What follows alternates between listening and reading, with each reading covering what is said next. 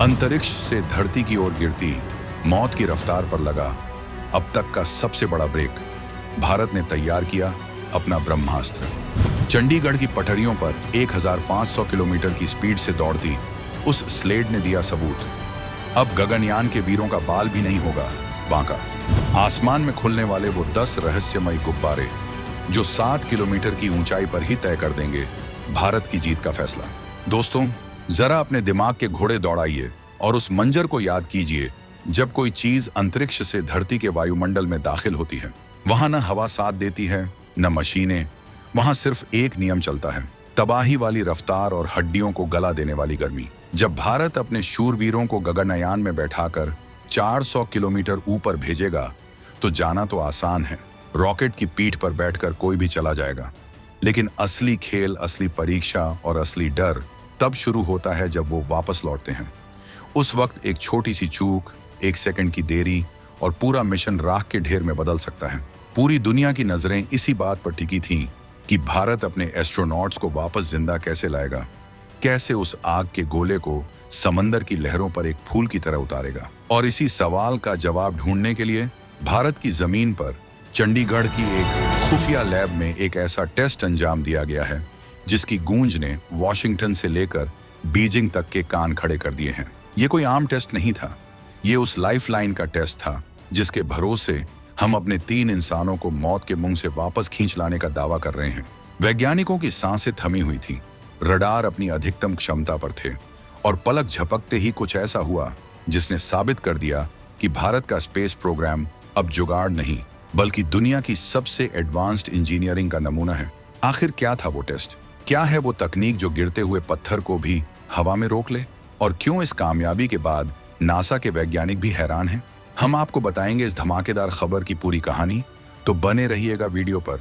और इस संबंध में आपके जो भी विचार हो कमेंट में लिखकर जरूर बताइएगा। सिर्फ एक बटन और खुल जाएगा सुरक्षा का वो चक्रव्यूह जिसे भेदने की ताकत न गुरुत्वाकर्षण में है न वायुमंडल की आग में। 2025 में इसरो ने फिर गाड़ा झंडा। अमेरिका और रूस की पुरानी किताबों को धूल चटाकर भारत ने लिखी अपनी नई स्पेस गाथा। अब पर्दा उठाते हैं उस राज से जिसने दुनिया को हिला रखा है। ये कामयाबी जुड़ी है इसरो के सबसे महत्वाकांक्षी मिशन गगनयान से। और जिस तकनीक का सफल परीक्षण हुआ है उसे तकनीकी भाषा में कहते हैं ड्रॉग पैराशूट डिप्लॉयमेंट सिस्टम। जी हाँ, सुनने में ये आपको सिर्फ एक पैराशूट लग सकता है, लेकिन गलती मत कीजिएगा, ये वो पैराशूट नहीं है जो आप फिल्मों में हीरो को कूदते हुए देखते हैं। ये इंजीनियरिंग का वो नायाब नमूना है जिसे तैयार करने में डीआरडीओ और इसरो के पसीने छूट गए थे। खबर बिल्कुल ताज़ा है और हमारे पास जो रिपोर्ट्स आई हैं उनके मुताबिक ये हाई वोल्टेज ड्रामा हुआ है चंडीगढ़ में स्थित टर्मिनल बैलिस्टिक्स रिसर्च लेबोरेटरी यानी TBRL में। यहाँ एक खास तरह की फैसिलिटी है जिसे rail track rocket sled RTRS कहते हैं। आसान भाषा में समझिए, एक पटरी है जिस पर एक रॉकेट लगी गाड़ी स्लेड को इतनी तेज दौड़ाया जाता है कि वो सुपरसोनिक स्पीड पकड़ ले, यानी आवाज से भी तेज। और इसी गाड़ी के पीछे बांधा गया था गगनयान का क्रू मॉड्यूल सिस्टम। मकसद सिर्फ एक था, ये देखना कि जब हमारा यान अंतरिक्ष से पागलों वाली रफ्तार से नीचे गिरेगा तो क्या ये ड्रॉग पैराशूट उसे संभाल पाएंगे या फिर दबाव में आकर फट जाएंगे। और परिणाम वो आया जिसने 140 करोड़ भारतीयों का सीना गर्व से चौड़ा कर दिया। इसरो ने आधिकारिक पुष्टि कर दी है कि ड्रॉग पैराशूट्स ने अपना काम बिल्कुल मक्खन की तरह किया है। उन्होंने न केवल उस भयानक गति को नियंत्रित किया बल्कि मॉड्यूल को हवा में स्थिर भी रखा। यह सफलता इसलिए भी ऐतिहासिक है क्योंकि अब हम उस पड़ाव पर हैं जहां नो एरर यानी गलती की कोई गुंजाइश नहीं बची है। लेकिन रुकिए, कहानी सिर्फ एक पैराशूट के खुलने पर खत्म नहीं होती। गगनयान की लैंडिंग का यह सिस्टम इतना जटिल और इतना सुरक्षित बनाया गया है कि इसे भेदना नामुमकिन है। इसरो ने साफ कर दिया है कि एस्ट्रोनॉट्स की जान की कीमत से बड़ा कुछ नहीं है, इसलिए उन्होंने एक नहीं, 2 नहीं बल्कि पूरे 10 पैराशूट्स का एक चक्रव्यूह तैयार किया है। जी हाँ, आपने बिल्कुल सही सुना, 10 पैराशूट। ये कोई मजाक नहीं है। इसे कहते हैं रिडंडेंसी, यानी अगर एक फेल हुआ तो दूसरा तैयार, दूसरा गया तो तीसरा तैयार। इस सिस्टम को तकनीकी भाषा में एरियल डिलीवरी सिस्टम कहा जा रहा है। इसका काम करने का तरीका किसी हॉलीवुड थ्रिलर मूवी के क्लाइमैक्स से कम नहीं है। सबसे पहले जब क्रू मॉड्यूल वायुमंडल में घुसता है तो उसकी स्पीड किसी उल्कापिंड जैसी होती है। उस वक्त सबसे पहले खुलते हैं 2 एपेक्स कवर सेपरेशन पैराशूट। इनका काम है मॉड्यूल के ऊपर लगे सुरक्षा कवच को हटाना ताकि अंदर के मुख्य पैराशूट्स बाहर आ सकें। जैसे ही ये हटते हैं, सीन में एंट्री होती है हमारे आज के हीरो 2 ड्रॉग पैराशूट्स की। इनका काम सबसे मुश्किल होता है। ये उस वक्त खुलते हैं जब यान बेकाबू होकर गिर रहा होता है। इनका काम यान को रोकना नहीं बल्कि उसे संभालना और स्थिर करना होता है ताकि वो गुलाटियां ना खाएं। सोचिए, अगर आप एक तेज रफ्तार कार की खिड़की से हाथ बाहर निकालें तो हवा का दबाव कैसा होता है। अब उस दबाव को 1000 गुना कर दीजिए। उस दबाव को ये ड्रॉग पैराशूट झेलते हैं और जब ये अपना काम कर देते हैं तब बारी आती है 3 पायलट पैराशूट्स की, जो आखिर में 3 विशालकाय मेन पैराशूट्स को बाहर खींचते हैं। ये पूरा सीक्वेंस एक ऑर्केस्ट्रा की तरह सेट किया गया है। जहां एक भी सुर गलत लगा तो पूरा खेल खत्म। लेकिन चंडीगढ़ के इस टेस्ट ने साबित कर दिया है कि भारत का ये ऑर्केस्ट्रा अब दुनिया को अपनी धुन पर नचाने के लिए तैयार है। अब आप सोच रहे होंगे कि ये सब तो ठीक है, लेकिन इसमें इतना हंगामा क्यों मचा है। हंगामा इसीलिए है क्योंकि ये तकनीक दुनिया के गिने चुने देशों के पास ही है और सबसे बड़ी बात, इस पूरे सिस्टम को मेड इन इंडिया ठप्पा लगा है। इस मिशन में इसरो अकेला नहीं था, बल्कि भारत की रक्षा का सबसे बड़ा प्रहरी डीआरडीओ भी कंधे से कंधा मिलाकर खड़ा था। विशेष रूप से डीआरडीओ की आगरा स्थित lab ADRDE, aerial delivery research and development establishment, ने इन पैराशूट्स को डिजाइन करने में एडी छोटी का जोर लगा दिया था।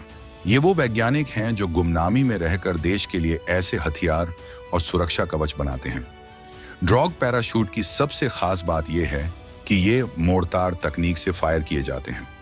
मतलब ये अपने आप हवा में नहीं खुलते, बल्कि इन्हें एक छोटे धमाके के साथ बाहर फेंका जाता है ताकि ये उलझे नहीं। सोचिए कितनी बारीक इंजीनियरिंग लगी होगी इसमें। टेस्ट के दौरान मॉड्यूल को चरम परिस्थितियों, एक्सट्रीम कंडीशंस में डाला गया। यानी वैज्ञानिकों ने जानबूझकर ऐसी स्थितियां पैदा की जो सामान्य से कहीं ज्यादा खतरनाक थीं, ये देखने के लिए कि क्या हमारा सिस्टम फेल होता है। लेकिन हमारे वैज्ञानिकों की मेहनत रंग लाई। ये पैराशूट्स उन हवाओं से लड़े, उस दबाव को झेला और शान से हवा में लहराए।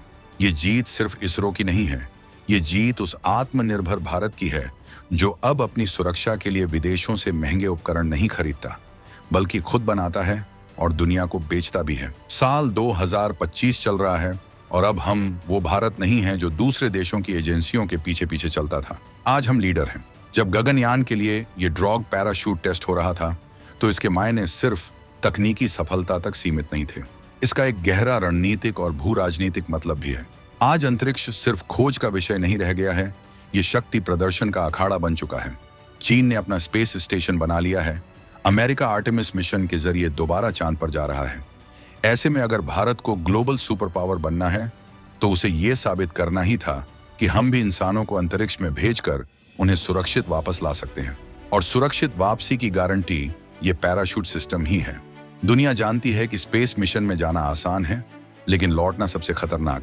कल्पना चावला के साथ जो हादसा हुआ वो आज भी हमारे दिलों में एक टीस बनकर चुभता है। इसलिए इसरो ने कसम खाई थी कि गगनयान में सुरक्षा के साथ कोई समझौता नहीं होगा। ये ड्रॉग पैराशूट उसी कसम का नतीजा है।